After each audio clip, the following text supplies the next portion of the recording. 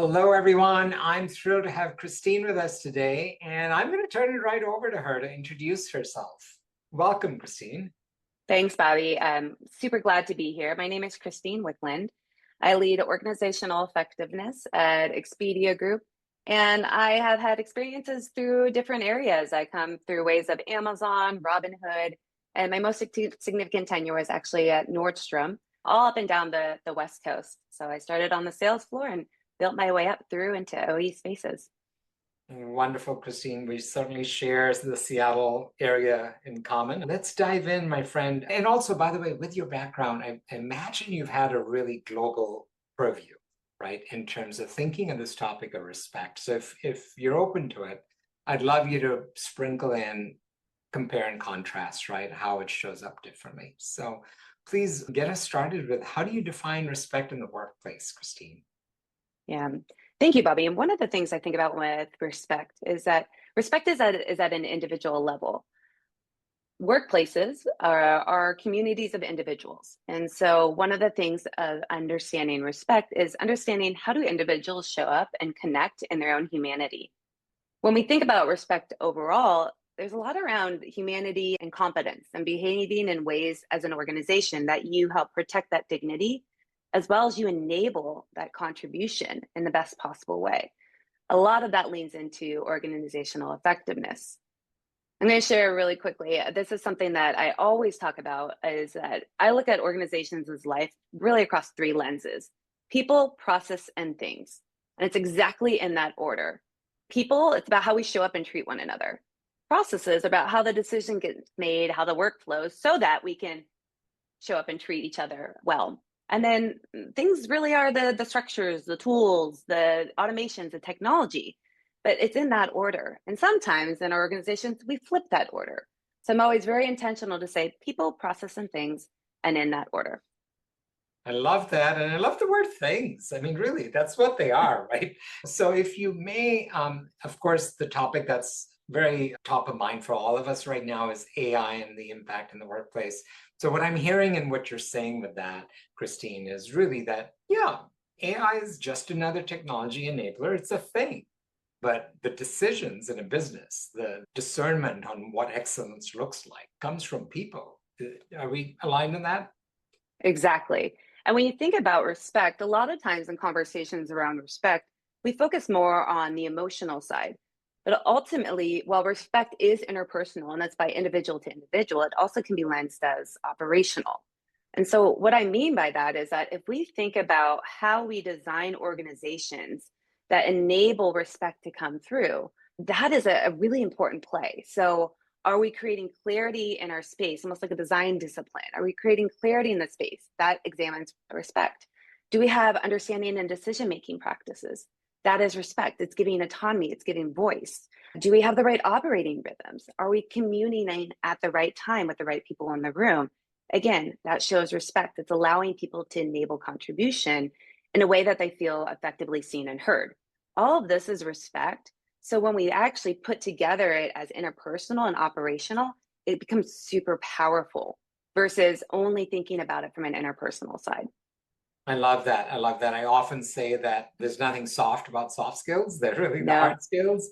So that fits in really well with that. And yeah, it takes courage, I think, to really think of it operationally in that sense and the impact it has on the systems that we're all part of and as leaders make decisions in. So you've already sort of started to unpack the how do you know when respect is present in a workplace? Please share, share examples if you can, and just tell us about how it shows up when you know there's respect in a company culture. oh yes. And one, it's not a have or have not. It's a continued practice. I've heard in your previous experiences you shared what's in practice today, right? Respect is it's our daily moments, or it's our micro moments between the big unveils. And so when I think about respect and what you see is you're able to observe folks enrolled into an experience. Now, it's easy when you have calm waters to say, oh yeah, we've got respect, we like each other, we're feeling good, we're on the same vibes. It's a lot different when we start to ratchet or when there's a lot of change. And so I do a lot around change work and transitions. And so where I see respect really evident is when things get tough. And how do we keep that as a design principle of respecting the humans first, even if there's mandates, even if there is tough environments that we must navigate, how do we continue to bring people through?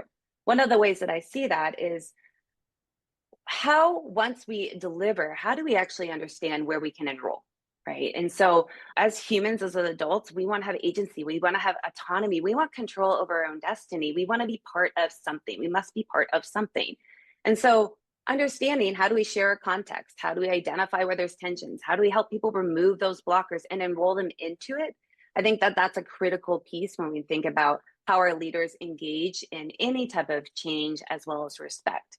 Quite often, we see our leaders trying to distance the teams to almost buffer them. Yet that actually furthers them away from the respect that they need to say, my voice matters. I want to contribute. Give me the space to contribute. And so how might I do that? Yeah, that's brilliant. I'm just flashing through so many key pivotal milestones over the last just 5 years that we've all experienced, starting with COVID and so many changes globally, right? That if you apply those principles, I think, in any of them, they're really quite fundamental design principles for how to operate a system. Yeah. And then again, actually, let's stay there a moment and, go a bit deeper on the international aspect, I mean, the global aspect about how that context shifts, right, based on geography when you're managing people globally, and if you're able to share any examples of how that shows up. I worked with Amazon during the height of COVID. And I was in support of employee relations strategy and solution. And this was a moment that really had to create some unification with our employees and understanding the right voice. When I think about the right voice and when I think about how that shows up globally, it's being really understanding or taking the moment to understand, what does respect look like in Luxembourg? What does respect look like in Singapore? And then who are the folks in that room that can help be the ambassadors of that? If I come in with a strong North American voice or perception, that is not going to be the empathetic way that we must lead. So who is the right voice in the room that can help us with that? And then what I would do, and potentially, or especially at a global level, is I would pull those voices together. So figuring out, whether you called it a working group, a squad, a two pizza team, advisory council, whatever it might be, but actually examining where are diverse voices and how do we bring them together so that they're part of this collective solution. Didn't mean it had to be all VPs. It didn't have to be all analysts. It was actually a mix of hierarchies, a mix of footprints, geography, a mix of skills. And by actually giving them that diverse perspective, you're able to really have like a good sample, if you will. And then that actually would be the folks that would be messaging anything out into an organization, as well as collecting back that feedback. So that listening mechanism would play. Yeah, Christine, that's really wise. And what I'm hearing in that is it's very deep. And I imagine you went really deep in how you assessed who to invite into that ambassadorship. What I'm hearing is it was very thoughtful and strategic and not performative in terms of just highlighting a few people like a lot of efforts can end up being.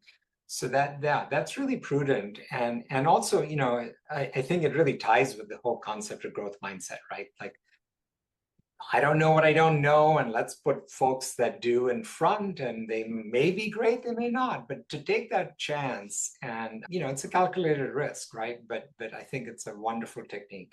Yeah. I mean, listen, Bobby, none of us know everything. I know a lot less than my peers, and I look to them to share their knowledge with me. I mean, the other thing we always think about, right, is that we learn through our experiences. So we all have our own constructed truths. There's no singular truth. I've learned through what I can sense in my experience, and that's it. So we all bring our truths to the table. And as long as I honor and respect your truth, Bobby, and you honor and respect mine, through again having that courage to have those conversations, driving for clarity, giving ourselves space to actually name the tensions and think about how we remove them. That's all respect. We're now part of it together. It's that enrollment. It's that I'm with you. Right? I'm different than you, but I'm with you, Bobby. Yeah, no, I just feel the authenticity with that. And, I know it's kind of cliched, but Satya Nadella has been a big champion of growth mindset and the whole going from know it all to learn it all.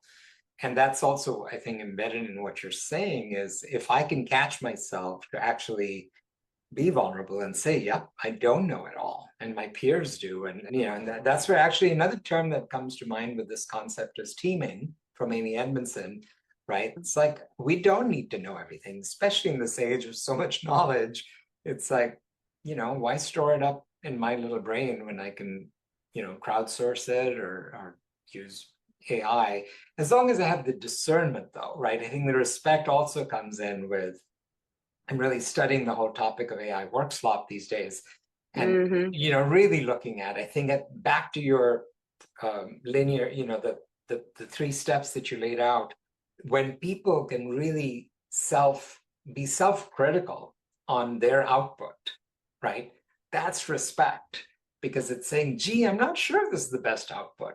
What do you think, Christine? And get others involved, right? To get that very non-fearful and very open-minded way of just making something even better. Yeah, I appreciate you bringing that to light, Bobby. When I have learned my way into every single position. I don't have the traditional what I would call pedigree background of OE, and I started on the sales floor. And when I started on the sales floor, I was a jock, Bobby. I had no fashion. I lucked myself into this role at 17 at Nordstrom. I don't know how. All the interview stuff was wrong. And now I look back and it was about I was able to connect with people. And that's what they were looking for, is that authenticity to connect with people.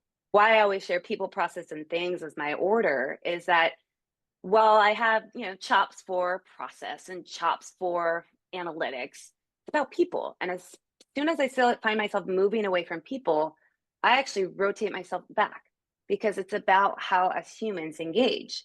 And everything that I look to is like, I want to create a better engagement or a better experience for humans. We can be better people, better humans, and create the joy in our space. So there's a lot around that of like that grit, that learning. But yeah, I'll be the first one to say I don't help. Like give me ideas, give me suggestions, help me look at this differently. And then it becomes a build with. I used to also say, I'm never going to build for you, Bobby. I'm not going to build for you because if I build for you, it's not going to be serve your purpose. I'm going to build alongside with you. I'm going to build with you. It has to be ours together. And then that's actually what embedding and adoption looks like. Ultimately, when I used to get called in to do change management work and get called in maybe 6 weeks before an implementation, not in current role, but in previous spaces, I'd say, no, no, no, no. The change management started day one. Like that's where the change management started. Like when we first started talking about what is this, and we scoped our problem statement and we figured out what potential solutions could be, and we enrolled our stakeholders.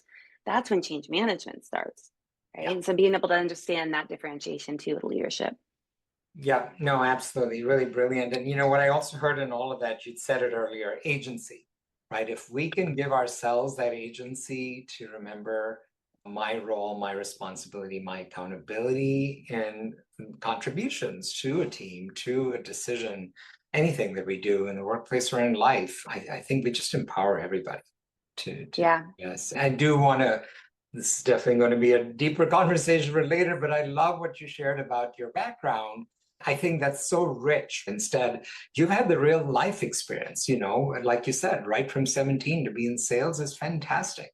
I mean, what better person to learn the real human aspect of how to do business? So I love that. So, Yeah. please go ahead. Well, the other thing is, Bobby, I think sometimes in our industry we can feel overly academic. And even in my conversation now, I know I'm using our terminologies and our words, but ultimately when I'm working alongside with a leader or somebody not in our space, I'm like, what you got for me? How can I help? What do we want to run at today? What's causing us heartburn? What's causing us challenges? What do we want to do more of if we can do less of something else? Like it's about using our real words and our tangible examples to say, I got you. I'm with you. Let's figure this out together, and then I'll figure out what models we're using, what frameworks we're using, but I never lead with it. I normally just demonstrate it. And then I go, that you like that? That was this model. You like that? That was this model. Absolutely. No, no, that's a great reminder. Thank you. Keeping it really human and real, right? So. Yeah. All right, Christine, let's wrap it up with your tips, Yeah. my friend, for everybody on. With that, I think great entry, right? What are those simple tips that people can take away to keep it real and really practice respect in the workplace? Yeah. One, Bobby, you said it. Respect is not a soft skill. it is actually the most durable skill. And when we think about being human as becoming so much more important as our other technical functional skills are being replaced with things, this is it. Respect is a durable skill. And it's not only interpersonal, it truly is a performance multiplier. So when I think about structure, it's a respect tool. Clarity, it's going to be a respect signal. Direct feedback is going to be a respect practice. So ultimately, when you think about respect, is that foundation that when we put it into practice, it will translate. This helps us in clarity in conversations, helps us in courageous and intentional design. And these are our daily moves.